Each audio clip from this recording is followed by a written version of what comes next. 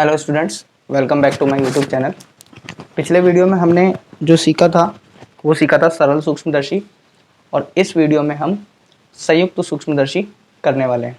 तो संयुक्त सूक्ष्मदर्शी में देखिए क्या होता है। संयुक्त सूक्ष्मदर्शी दो लेंसों से बना प्रकाशिक यंत्र जिससे समीप की सूक्ष्म वस्तु का आवर्धित प्रतिबिंब बनता है। यानी कि हमें जो लेनी है, इसमें इस कंपाउंड माइक्रोस्कोप में जो लेंस लेने हैं वो दो लेंस लेने हैं। ठीक है, एक तो लेना है आपको छोटा लेंस और एक लेना है बड़ा लेंस। दो तरह के लेंस आएंगे इसमें। और जो हमने सरल सूक्ष्मदर्शी में जो प्रतिबिंब देखा था वो बड़ा तो था, लेकिन उसको भी और बड़ा देखने के लिए सूक्ष्मदर्शी संयुक्त वाला क्यों काम आता है। बिल्कुल छोटी छोटी, आपने बायोलॉजिकल लैब में देखा होगा, छोटी छोटी वस्तुओं को बड़ा करके देखा जाता है। जैसे छोटी सी कोई सेल है, इसको बड़ा देखा जाएगा, तो ये नॉर्मल सूक्ष्मदर्शी से नहीं देखा जा सकता। तो जो बहुत छोटी वस्तु होती है उनका प्रतिबिंब बहुत बड़ा बना लिया जाता है। उस यंत्र को हम संयुक्त सूक्ष्मदर्शी कहते हैं। अब संयुक्त क्यों कहते हैं? क्योंकि इसमें दो लेंस होते हैं। ठीक है, तो दो लेंसों से बना सूक्ष्मदर्शी, कितने लेंसों से? दो लेंसों से बना ऐसा प्रकाशिक यंत्र जिससे समीप की वस्तु, दूर की वस्तु नहीं, दूर की वस्तुओं के लिए हम टेलीस्कोप यूज करते हैं, तो समीप की सूक्ष्म वस्तुओं का आवर्धित प्रतिबिंब बनता है। चलिए इसका हम प्रकाश डायग्राम बना लेते हैं, किरण चित्र। तो इसमें दो लेंस यूज में आएंगे, तो हम पहले बना लेते हैं एक छोटा लेंस। देखिए एक छोटा लेंस होता है और ये हमारी हो गई मुख्य अक्ष। ठीक है, और एक लेंस जो होगा वो बड़ा लेंस होगा। ठीक है, तो जो बड़ा लेंस होता है उससे हम देखते हैं, तो इसको हम नाम दे देते हैं नेत्रिका लेंस। इसका नाम है नेत्रिका लेंस। और ये छोटा लेंस जो है इससे हम देखते हैं, यहाँ पे वस्तु रखी होती है। ठीक है, जिसमें हमारी आंख लगाते हैं, जिस पे हम आंख टच करते हैं, वो लैब में आपने देखा होगा, जो एक तरफ आंख लगाते हैं एक तरफ वस्तु को रखते हैं, तो जिसमें आंख को टच करते हैं वो हमारा नेत्रिका लेंस, और इसको कहते हैं हम अभिदृश्यक लेंस। ठीक है, दो लेंस है। अब इसका जो सेंटर है हम C1 कह देते हैं, इसका सेंटर C2 कह देते हैं, और इसमें मैं डिवाइड कर देता हूँ दो पार्ट में।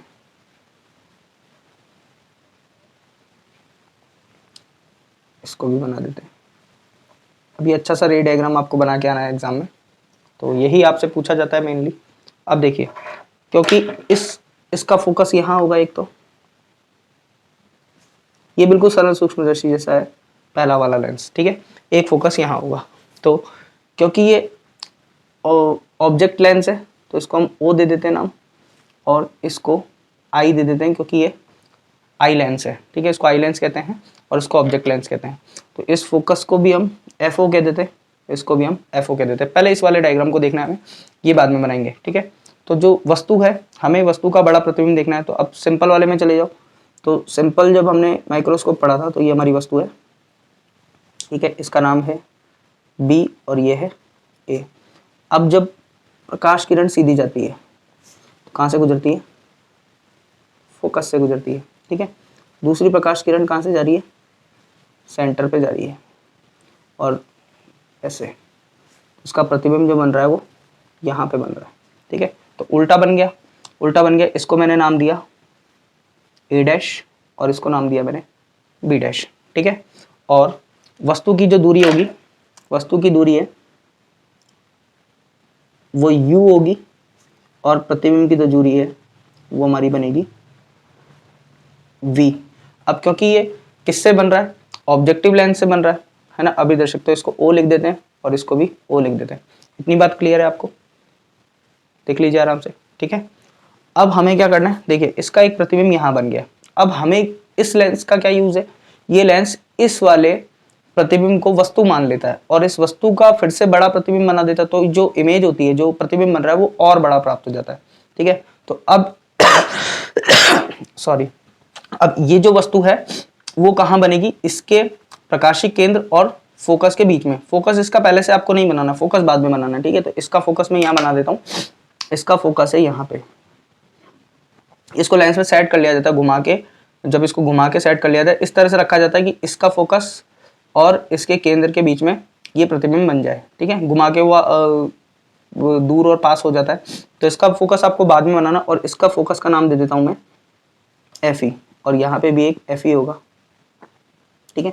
तो अब वस्तु यहाँ रखिए। अब देखिए, जब ये प्रकाश किरण सीधी चली, समांतर आई, तो कहाँ से गुजरेगी, इसके फोकस से गुजर जाएगी, और एक जाएगी कहाँ से, सेंटर से, ऐसे, ठीक है। अब इसका जो प्रतिबिंब है वो पीछे बढ़ाते हैं,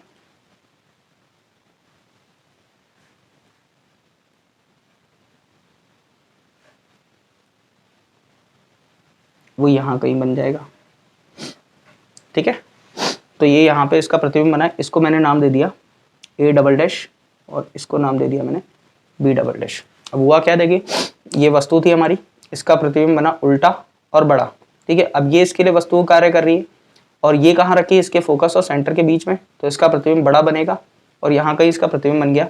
अब इसकी जो दूरी है, इसकी जो ये वाली दूरी है, ये प्रतिबिंब की दूरी है ना, ये वस्तु की दूरी है। तो वस्तु की दूरी ये होगी, नाम वही देना u, और इसको v, क्योंकि ये इस लेंस से बन रहा है तो इसको हम ue कर देते हैं और इसको v कर देते हैं। ये आपका प्रकाशिक डायग्राम क्लियर हो चुका है, ठीक है। इतना डायग्राम आपको जरूर बना के आना है, और हम देख कहाँ से रहे हैं, यहाँ से देख रहे हैं, और ये हमारी आई है, इसीलिए इस लेंस को क्या कहते हैं, नेत्रिका लेंस कहते हैं। चलिए अब देखिए, अब हमें थोड़ा सा समझना है आवर्धन को, है ना। तो हम आवर्धन को समझ लेते हैं।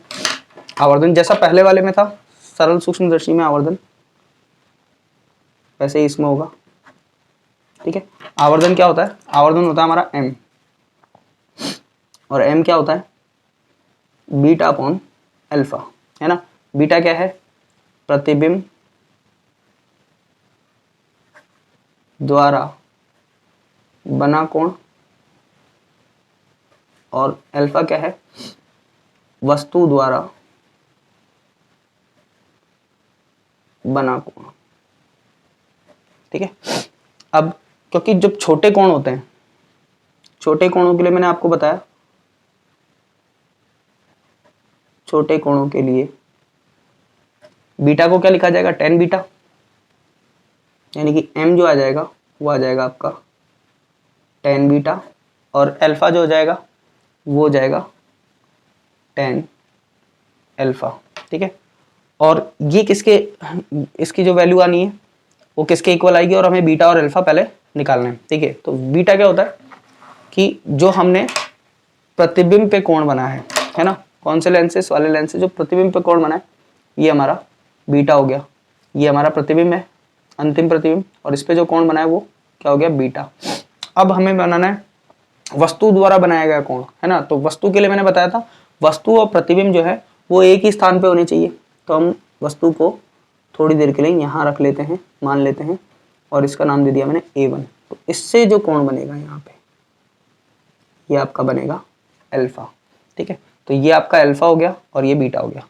अब हम निकालते हैं इसका आवर्धन। चलिए आवर्धन में आगे बढ़ते हैं, यहीं पे कर देते हैं। तो जो आवर्धन है, देखिए tan बीटा की वैल्यू, इस डायग्राम को देख के बोलिए कि tan बीटा की वैल्यू क्या है। tan बीटा की वैल्यू है a dash b dash a double dash b double dash upon b double dash c2, ठीक है। तो ये हो गया हमारा लंब, और ये हो गया हमारा आधार, अपॉन tan अल्फा की वैल्यू, अल्फा क्या है, ये लंब a1 b double dash upon b double dash upon c2, ये हमारा कट गया। तो कट के क्या आ गया हमारे पास, a double dash b double dash upon a1 b double dash, ठीक है। अब एक छोटी सी चीज और, जो हमारा a1 b डबल डैश है वो किसके इक्वल है, ab के इक्वल है, ठीक है। तो मैं लिख देता हूँ यहाँ पे a1 b double dash equal है ab के, क्योंकि ये वस्तु ही तो है, ये हमने यहीं से तो उठा के रखी है, तो इसकी जगह हम क्या रख सकते हैं, ab। तो हमारे पास जो m आ गया वो आएगा a double dash upon b double dash upon ab, यानी कि देखिए a double dash b double dash क्या है, वस्तु का आकार, प्रतिबिंब का आकार, और ab क्या है, वस्तु का आकार, यानी कि ये हमारे पास आ गया प्रतिबिंब का आकार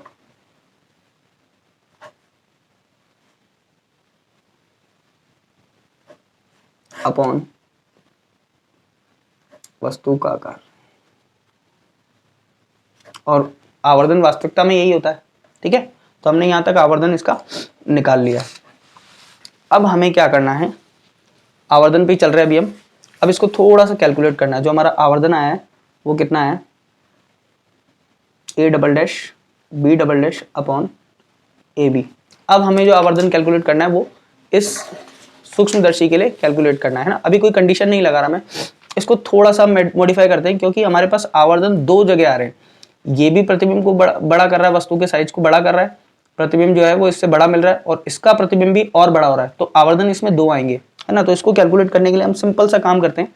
देखिए हमने क्या करा, इसको ऊपर नीचे a डैश b डैश से और a डैश b डैश से मल्टीप्लाई कर दिया, क्योंकि हमें दो आवर्धन चाहिए, है ना। एक तो इसने कितना बड़ा किया और इस लेंस ने इसको कितना बड़ा किया। तो इसके लिए हमें दो टर्म चाहिए। तो हमने लिखा इसको m को लिख लिया, देखिए a डैश b डैश को इसके नीचे लिख लेंगे हम। ये आ गया a dash b dash into या a dash b dash upon A b, ठीक है। इसको थोड़ा सा अरेंज कर लिया मैंने।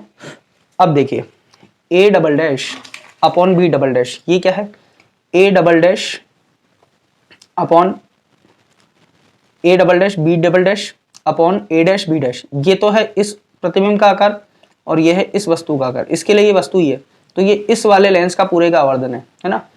प्रतिबिंब का आकार अपॉन वस्तु का आकार, तो इस लेंस का आवर्धन है। और इस लेंस के आवर्धन को मैं लिखता हूँ एम ई, क्योंकि ये कौन सा लेंस है, नेत्रिका लेंस है, आई लेंस है। तो इसको मैं लिख देता हूँ क्या, इसको मैं लिख रहा हूँ एम ई, यानी एम बराबर हो गया एम ई इंटू, अब यहाँ पे देखिए ये क्या है, A dash B dash upon A B.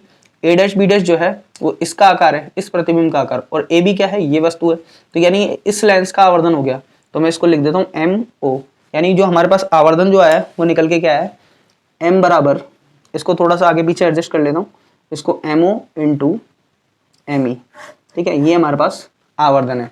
वो किसका आवर्धन है, इस पूरे इंस्ट्रूमेंट का आवर्धन है, एम ई इंटू एम ओ, ठीक है। ये हमने कैलकुलेट कर लिया कि इतना इसका आवर्धन आएगा। इतना काम आपको करना है। फिर उसके बाद आपके पास आएगी कंडीशन। अब कंडीशन क्या है कि कंडीशन आपके पास है जब अंतिम प्रतिबिंब स्पष्ट दूरी की न्यूनतम दूरी डी पर रखा हो, है ना। ये आपके पास कंडीशन है, ये हमने सरल सूक्ष्मदर्शी में पढ़ी थी। यानी कि इसका मतलब क्या है, इसका मतलब है कि जब प्रतिबिंब, ये जो VE है ना, ये VE यहाँ पे जो रखा हुआ है, ये न्यूनतम दूरी कितनी है, D है, ठीक है। ये जो प्रतिबिंब बन रहा है ये कहाँ पे बन रहा है, D पर बन रहा है। चलिए, तो इस कंडीशन में देखिए, जब हमने सरल सूक्ष्मदर्शी पढ़ा था तो इसका आवर्धन, यही कंडीशन हमारे पास वहां पे भी आई थी। तो हमारे पास जो आवर्धन था वो क्या था, m बराबर 1 प्लस डी बाय एफ था, है ना। इस कंडीशन में जो आवर्धन आया था वो आया था 1 प्लस डी बाय एफ। तो जब डी पर बन रहा है तो इस वाले का एम ई, इसका आवर्धन कितना आएगा, यही रखना है 1 प्लस। अगर आपको ये चीज क्लियर नहीं हो रही है तो आप एक बार सरल सूक्ष्मदर्शी वापस से देखिए, है ना। 1 plus D by f. F किसके लिए, क्योंकि केवल हम इसका ही काम कर रहे हैं, है ना। इस वाले का आवर्धन निकाल रहे हैं। इस वाले में ये केवल इतना सा अगर इंस्ट्रूमेंट है तो सरल सूक्ष्मदर्शी ये है, क्योंकि उसमें भी हमने यही काम करा था बिल्कुल। तो इसका जो आवर्धन आया था वो कितना आया था, 1 प्लस डी बाय एफ। तो इसके लिए जो डी है वो डी ये रहा, है ना। और एफ क्या है, एफ ई के बराबर, ठीक है।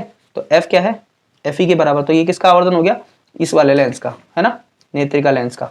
अब हमें निकालना है आगे जो एम ई है वो तो आ गया, एम ओ निकालना है, ठीक है। एम ओ, इस वाले लेंस का आवर्धन कितना आएगा, और वो तो वी अपॉन यू आता है ना। सिंपल जो आवर्धन हमने निकाला था इसका वो आता है वी अपॉन यू।